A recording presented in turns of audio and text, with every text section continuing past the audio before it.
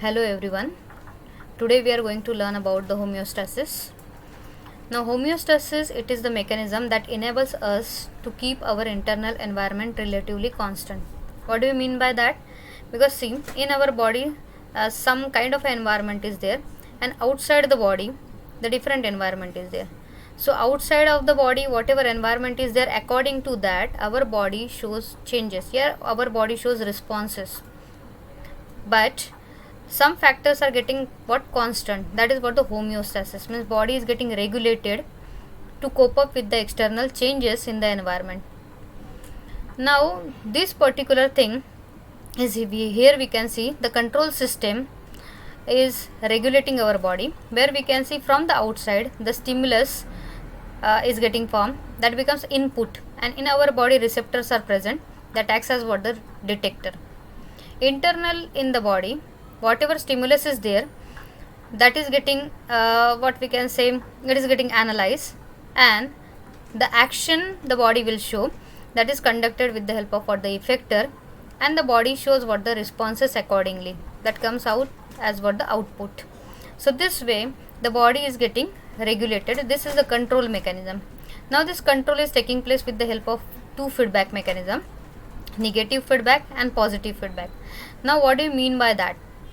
Now outside the environment is changing and our body responses, if that action is getting inhibited, so that is known as what the negative feedback. Means whatever stimulus is there, that stimulus after one point acts as what the inhibitor and stop down that reaction.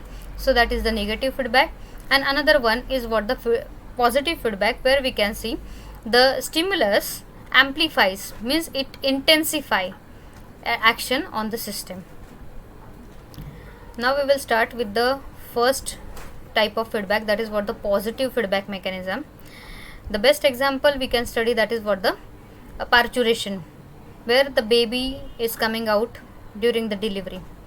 Now what happens during that actual action, the baby's head started pushing against what the cervix wall, and when that baby's head is getting pushed on the cervix wall where the neurons are present, that nerve impulses triggered what the goes towards what the brain.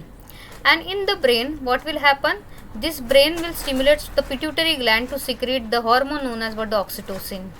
Now this oxytocin come via the blood flow, blood stream, and in the uterus it will come and it will act on the uterine wall, and the uterine muscle undergoes what the contraction. Now when the muscles are undergoing contraction, what will happen, that will pressurize the baby to come out of the body. So here we can see the first thing is acting, that is what the head get pushed against the cervix, and second thing here we can see the oxytocin, it acts to amplify that reaction and the baby smoothly will come out. So this is what the one of the example of the positive feedback.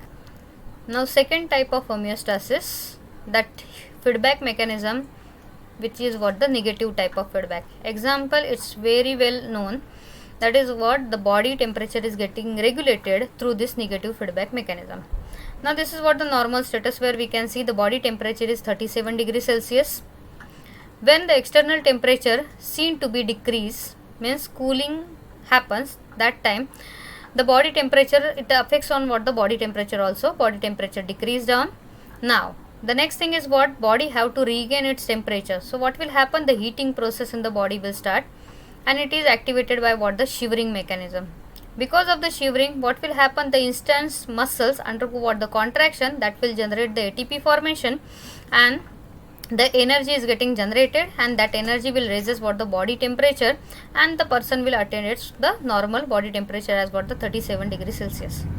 But here we can see, if the body temperature start rising and rising up, so what will happen, the body temperature increases. Then to avoid this, here the cooling process is shown by our body, that is in the form of what the sweating. Now when the sweating is started, what will happen, the sweating have what the water, it will cover the skin, it is in contact with what the environment, so the air, so this sweat and air, what will happen, they will gives what a cooling effect to the body, and slowly the body temperature seems to be increased. So here we can see a 1 is triggering, but that triggered when it started intensifying, okay, it will stop down that further process, so negatively it is acting. So this is one of the example of what the negative feedback mechanism.